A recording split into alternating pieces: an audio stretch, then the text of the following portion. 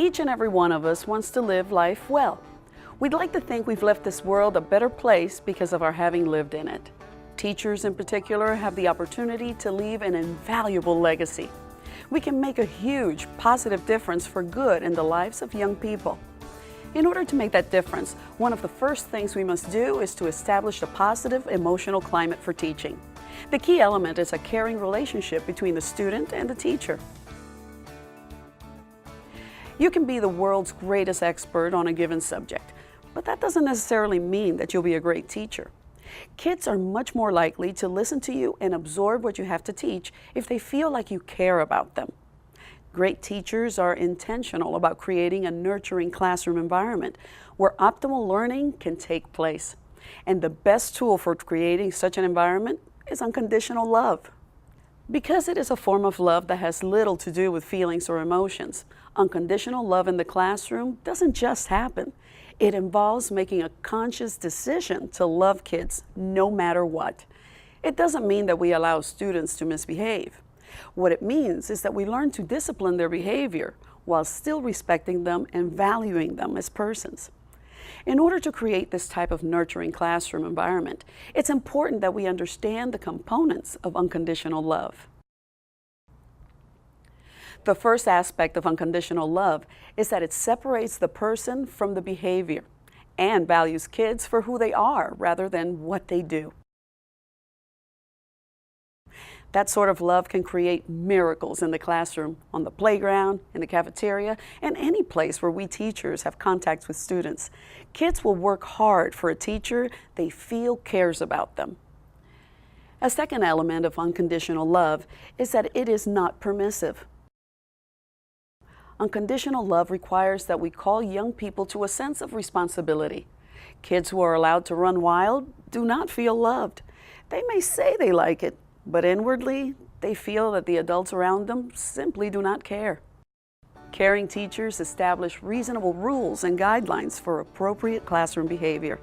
And when kids break the rules, they apply age-appropriate consequences that allow a child to learn from her mistakes and to take greater responsibility for her behavior in the future. That's one of the tasks of unconditional love. It requires a paradigm shift from punishment, which means making students suffer in order to learn, to discipline, which means to guide or teach. A third dynamic of unconditional love is that it requires intentionality. Unconditional love doesn't appear in a classroom by accident.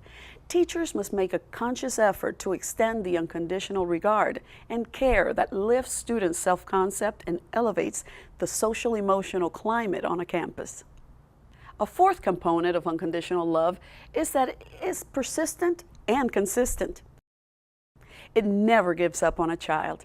If a student has not received unconditional love at home, he or she is at first going to be skeptical of the unconditional regard received from a teacher.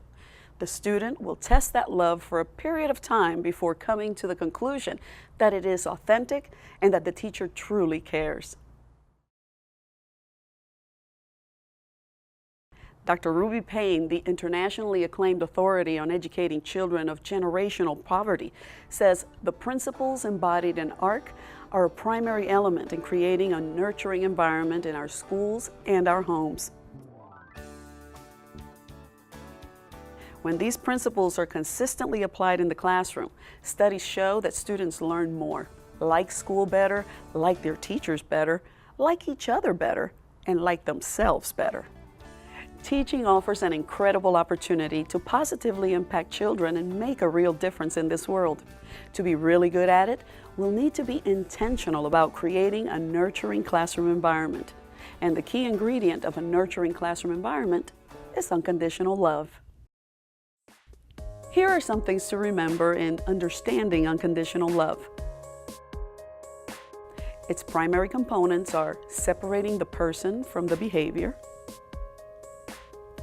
loving a child for who he is rather than what he does, being consistent, never giving up, is not permissive, it encourages responsibility in children.